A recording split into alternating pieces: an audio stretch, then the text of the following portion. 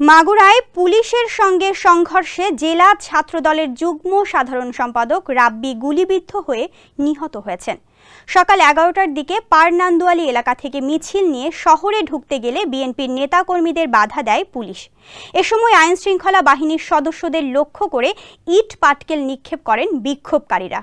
পরে পুলিশ তাদের ধাওয়া দেয় এবং ফাঁকা গুলি ও রাবার বুলেট চালায়। জেলা ছাত্রদল সভাপতি আব্দুল রহিমের দাবি, পুলিশের গুলি লেগেছে রাব্বির বুকে। মাগুরা 250 শয্যা বিশিষ্ট হাসপাতালের জরুরি বিভাগের চিকিৎসক ডাক্তার আমর প্রসাদ বিশ্বাস জানান, 3 পুলিশ সদস্য সহ আহত 10 জনকে হাসপাতালে ভর্তি করা হয়েছে।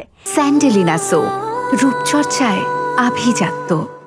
এর আগে দেশের গুরুত্বপূর্ণ পয়েন্টগুলোতে বেলা 11টায় বিক্ষোভ ও গণসমাবেশের ডাক দেন বৈষম্য বিরোধী ছাত্র আন্দোলনের সমন্বয়ক আসিফ মাহমুদ।